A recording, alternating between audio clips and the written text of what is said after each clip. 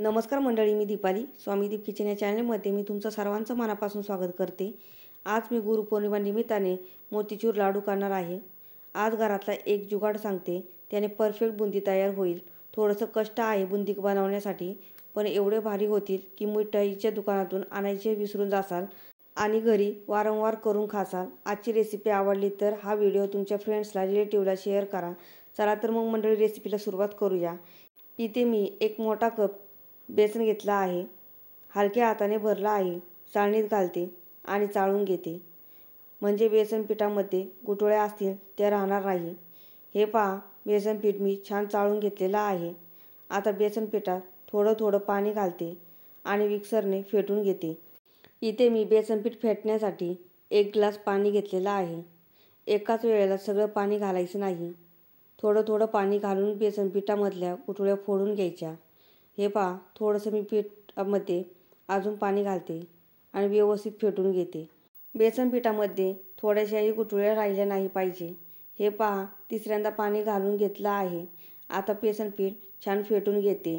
छान पातळ झालं पाहिजे, जास्त जाडसरही ठेवायचं नाही, की जेणेकरून बेसन पीठ तेलात टाकताना त्याची बुंदी पडणार नाही. एवढी कन्सिस्टन्सी बेसन पिठाची ठेवायची. आता थोडंसं मीठ घालते, म्हणजे बेसन पीठ आळणी लागणार नाही आणि चवही बॅलन्स होईल. बेसन पीठ पुन्हा एकदा फेटून घेते. आता बॅटर बाजूला ठेवते आणि एका वाटीत ऑरेंज फूड कलर थोडासा घालून घेते आणि त्यामध्ये पाणी घालते. वाटीवर पाणी घातलं आहे. पाणी घालतानाच कलर छान एकत्र झाला आहे. कलर तुम्ही तुमच्या आवडीनुसार घ्या. येलो घेतला तरी चालेल, पण मला हाच रंग आवडतो म्हणून मी ऑरेंज घेतला आहे. आता कलरची वाटी बाजूला ठेवते आणि बॅटरची वाटी घेते. इथे मी दुधाची पिशवी घेतली आहे. तुम्ही पायपिंग बॅग ही घेऊ शकता, पण मी तुम्हाला सुरुवातीलाच सांगितलं की घरातला जुगाड करणार आहे बुंदी पाडण्यासाठी.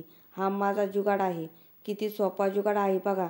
आता पिशवीत बॅटर घालून घेते. एका ग्लासमध्ये पिशवी ठेवायची आणि बॅटर घालायचं, म्हणजे बॅटर व्यवस्थित पिशवीत जातं, खाली सांडणार नाही.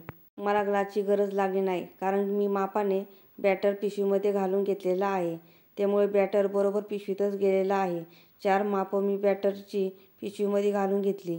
पिशवीच्या तोंडाला पिळा द्यायचा आणि रबरने तोंड बांधून घ्यायचं, नाहीतर धाग्याने बांधा, त्यामुळे बॅटर बाहेर पडणार नाही.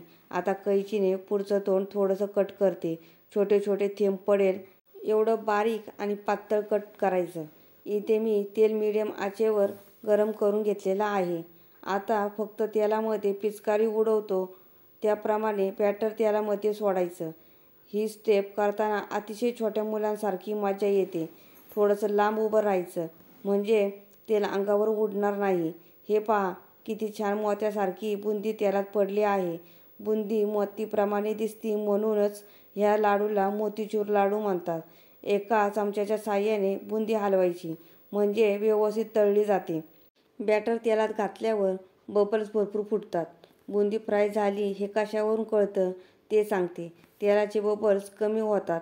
तेलाचे बबल्स कमी झाल्यावर समजून जायचं की इथं आपली बुंदी तयार झालेली आहे.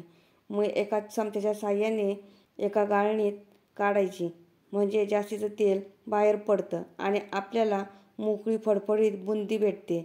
मी एका चाळणीतच बुंदी ठेवणार आहे, कारण बाकीची बुंदी निघेपर्यंत ह्या बुंदीमधलं तेल रिलीज होईल. हे पहा, बुंदीची दुसरी बॅच तेलात घालून घेते आणि बॅटर तेलात घातल्यावर याची आच लो टू मीडियम करायची, म्हणजे बुंदी कडक होत नाही. आणि सांगितल्याप्रमाणे व्यवस्थित बुंदी तळून घेते. जरी ही जाडसर असली तर थोडीफार तुम्ही मिक्सरला फिरवू शकता, म्हणजे छान बुंदी बारीक होईल. इथे माझी बुंदी करून झालेली आहे. हे पहा, कसे मोतीप्रमाणे बुंदी पडलेली आहे.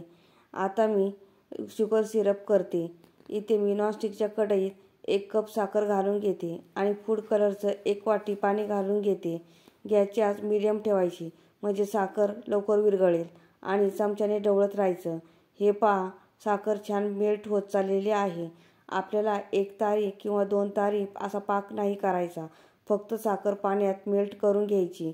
पहा, साखर छान मेल्ट झालेली आहे. आता सिरपमध्ये बुंदी सोडून घ्यायची आणि याच सिरपमध्ये छान शिजवून घ्यायची. हलक्या हाताने बुंदी हलवून घ्यायची।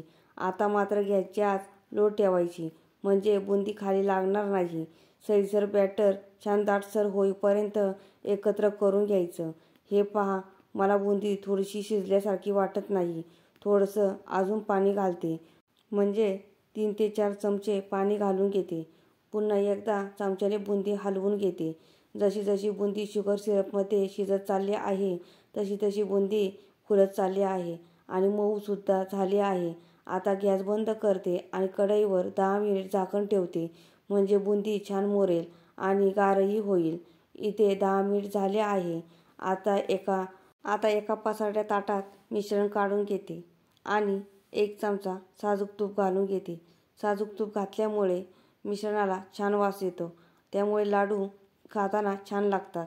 आता 1 चमचा वेलची पूड घालून घेते, त्याने लाडूला वास छान येतो आणि खायला छान लागतात। आता मगजबी घालून घेते। तुम्हाला मगजबी किती घालायची हे तुमच्या आवडीनुसार घाला। आता किती साईजचा लाडू करायचा त्यानुसार बुंदी हातात घ्यायची आणि हलक्या हाताने लाडू बांधायचा। थोडासा हातावर खेळवायचा, म्हणजे छान एकसारखा लाडू तयार होतो। हे पहा, किती छान लाडू तयार झाला आहे। आता दुसरा लाडू वळवते। आपण 1 चमचा तूप घातल्यामुळे बुंदी हाताला चिकटणार नाही। तसं बघायला गेलं तर तूप घालायची गरज नाही, पण साजूक तुपाचा वास येण्यासाठी मी घातला आहे। काही मिठाईच्या दुकानात बुंदी तुपातच तळली जाते, म्हणून ते परत तुपाचा वापर करत नाही, पण आपण तेलात बुंदी तळली आहे म्हणून 1 चमचा साजूक तूप घातला आहे। हे पहा, माझा दुसराही लाडू वळवून झाला आहे।